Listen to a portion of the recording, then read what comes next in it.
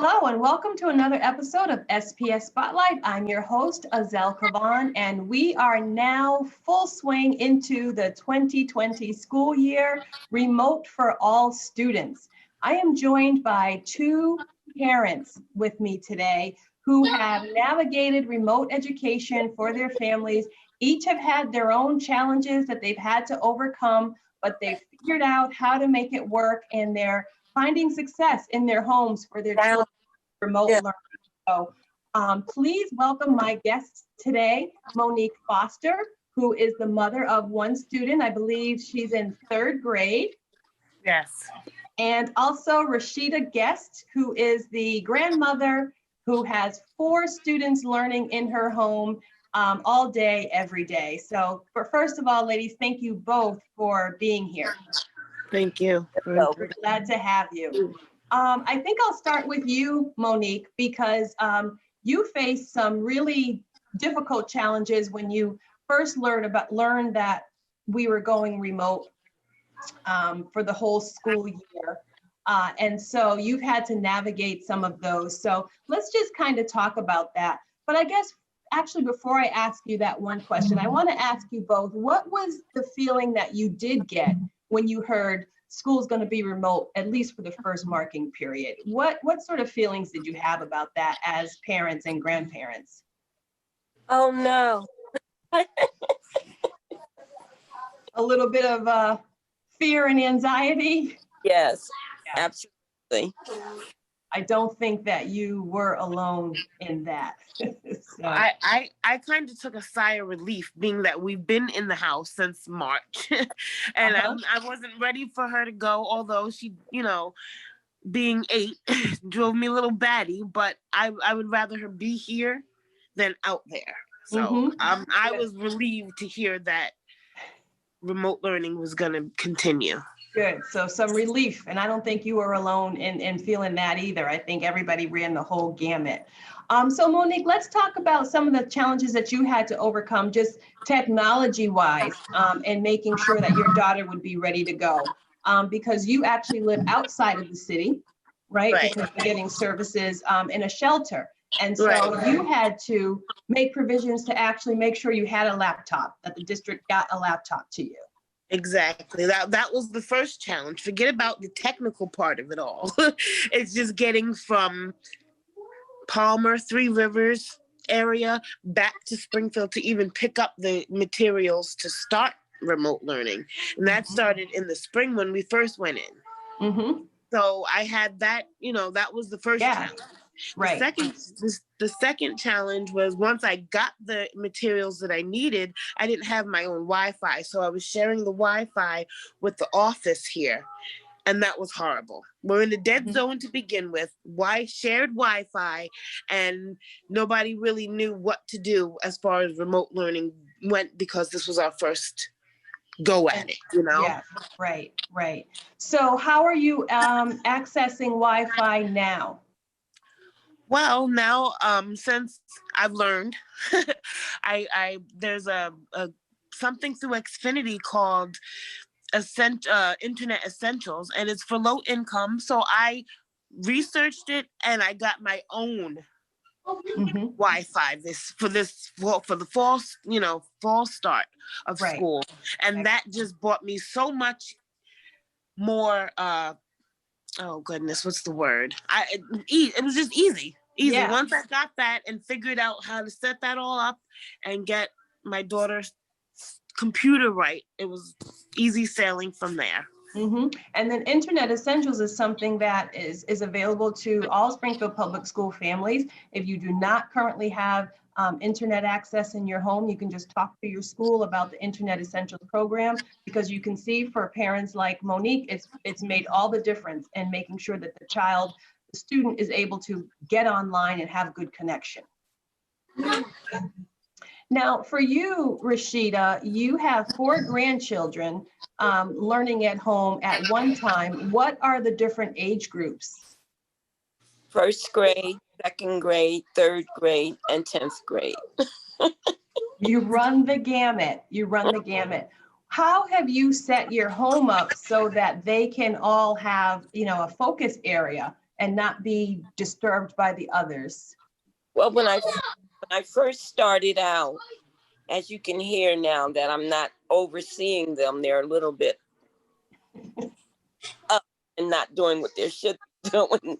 But there's two of them at the table with partitions, and there's one in her bedroom with her set up in there, the third grader. And the 10th grader, he does his own thing in his room. Mm-hmm. So you've given them each sort of their own space, but they share the area. Yes. Mm-hmm. But what I'm going to do for the second and the first grade, I decided yesterday, but then I knew I had this to do today, so I didn't put him in here. The first grader is going to come to the living room, and I'm going to set up a little table for him with the earphones. I'm going to leave the second grader in the kitchen. So they'll all have their own spaces, because even with two of them there, the earphones weren't working. So I need to call technical to find out what's going on with the earphones not working on the laptop. Mm-hmm. Okay. And so, and as well, parents should know that there is a chat line, a phone number, and also an email that you can call and access if you are having technical difficulties. So Rashida, you are going to use that to figure out how you can have headphones work for your students so that they can be more focused. Yes, that's it. I have a question for both of you that I think parents, especially with little ones, are probably grappling with. And that is, how do you find it to keep your child actually seated and, you know, just stationed at their work desk and paying attention? What kind of strategies or tricks have you learned to help your child just sort of stay focused? I'll start with you, Monique. Well, my daughter likes to feel like she's important. So what I did was set up the kitchen as her office. So she's got her laptop, she's got her cup with all her pencils, and, you know, so she just feels like she's in an office. That's a great idea. And that fills the need for her creativity. Mm-hmm. Because so she's not just sitting, you know, she's not just sitting Right. somewhere, and she's focused like that. And I do have to every once in a while redirect her back, but for the most part, being 8 years old, she's got the concept of sit down. This is what I have to do at this time, you know, because I do have a schedule for her outside of school. Oh, so you have a routine for the day. Right. You find that helps? I personally just can't have her doing whatever she feels like she wants to do at any given moment. So we have specific times. And so that's how I basically keep the schedule. That's a great tip. That's a really good tip. Rashida, now you've got first graders, just one grade up from kindergarten. And we know that's a hard age to get kids to sit still. How are you managing? What are your tips? Well, I'm in and out of the room checking on them every 15 minutes because I keep telling them, you're in school, you can't just get up. You have to raise your hand, ask the teacher if you want to go to the bathroom, just like you're in school. And then every day at the end of school, we go over the rules and regulations. What do you do if you have to go to the bathroom? What do you do if you want to get water? Do you jump up and leave, or do you raise your hand and ask the teacher, can you be excused? So slowly it's getting there. The first day, they were good because it was the first day. After that, I found them getting up, walking around, because they're just sitting there. Like this one. Go have a seat in the kitchen at your desk, okay? That's when my teacher's having everyone. She said you stand up. Okay, well, you stand up right at your laptop. So anyway. This is it, right? This is remote education at its finest. Yes, so they're in a learning process, because they know they're at home, so it's a little bit more at ease for them, but they still have to realize you're at school. Just because you're at home, it doesn't make a difference from what you do at school. So you know, You're like, helping them to strike that balance. yes, yes. So then they know if they don't do what they should, they don't get their afternoon activities that they get after school either, you know. They So you lose. have a routine too. Yeah, absolutely. You have to. Excellent. Well, we have been saying all along that we are in this together. And I just think that talking with the two of you just shows that. And I'm hoping that your experience will help some other parents who are, you know, still figuring this all out. I think that clearly you guys are education heroes. I know you're your kids' heroes and you're my heroes too. And just congratulations on nailing it. And I know there will be ups and downs.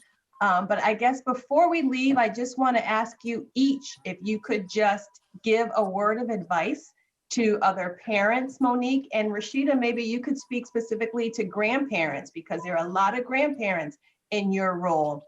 Yes. So just to offer a word of advice. And Monique, I'll start with you.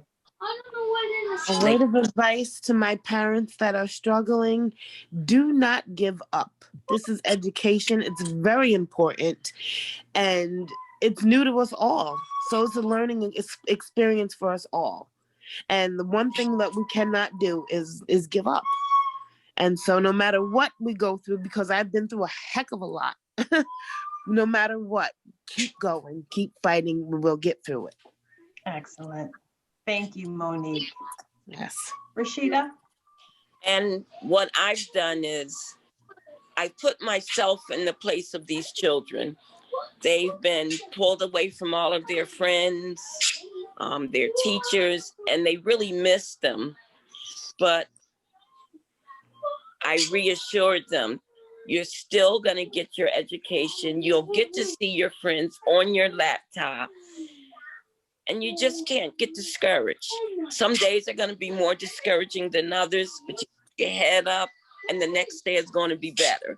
So we're not going to have 100% perfect days, but that's okay because we're all still learning. Excellent. Well, you guys have encouraged me, so I personally thank you. It's been wonderful. It's been an honor to speak with the both of you. Thank you for finding time and finding your way on Zoom to be with us today. And how about if I check in with you a little bit later on in the school year to see how things are going? That will be definitely. Okay, excellent. We're family now. yeah. All right.